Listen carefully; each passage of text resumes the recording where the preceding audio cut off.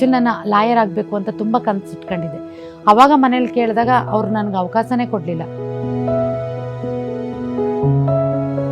ಶಿಕ್ಷಣ ಅಂತಂದರೆ ಸಿಸ್ಟಮ್ದು ಒಂದೇ ಜವಾಬ್ದಾರಿ ಅಲ್ಲ. ನಾವು ಪ್ರಾರಂಭದ ಹಂತದಲ್ಲಿ ಹೋದಾಗ ಜನ ಮೊಬೈಲೈಸೇಷನ್ ಮಾಡೋದು, ಅವರು ನಮಗೆ ಟೈಮ್ ಕೊಡದೇ ಇರೋದು ಅಥವಾ ಅವ್ರ ಟೈಮ್ಗೆ ನಾವು ಬಸ್ಗಳು ಇಟ್ಕೊಂಡು ಹೋಗದೇ ಇರೋದು, ಈ ಥರದ್ದು ತುಂಬ ಸಕ್ಸಸ್ ಹಿಂದೆ ಸಾಕಷ್ಟು ಚಾಲೆಂಜಸ್ಗಳಿಗೂ ಇದೆ.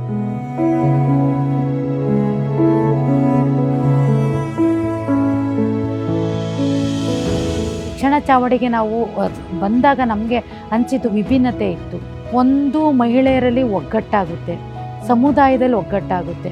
ಸರ್ಕಾರಿ ಶಾಲೆಗಳ ಪಬ್ಲಿಕ್ಸು ತಿರುಗಿ ನೋಡ್ತಾರೆ, ಇದು ನಮ್ಮದು, ನಮ್ಮೂರ ಶಾಲೆ ಅಂದರೆ ಇದು ನಮ್ಮದು ಹಿಂದೆ ತಿರುಗಿ ನೋಡ್ತಾರೆ.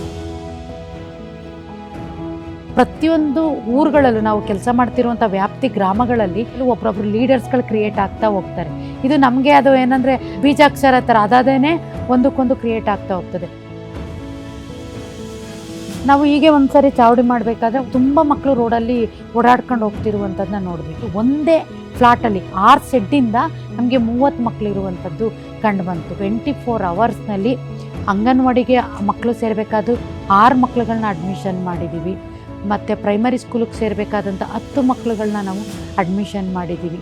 ಮತ್ತು ಎಲ್ಲೂ ಚೈಲ್ಡ್ ಲೇಬರ್ಸ್ ಆಗಿದ್ದಂಥ 6 ಮಕ್ಕಳುಗಳನ್ನ ಸ್ಪಾಟಲ್ಲಿ ಅದೇ ಮಕ್ಕಳು 6 ಮಕ್ಕಳುಗಳನ್ನ ನಾವು ಏನು ಲೇಬರ್ಸ್ ಆಫೀಸಿಂದ ಸಪೋರ್ಟ್ ತಗೊಂಡು ಆ ಮಕ್ಕಳುಗಳನ್ನ ಸ್ಕೂಲ್ಗೆ ರೀಅಡ್ಮಿಷನ್ ಮಾಡಿದ್ವಿ.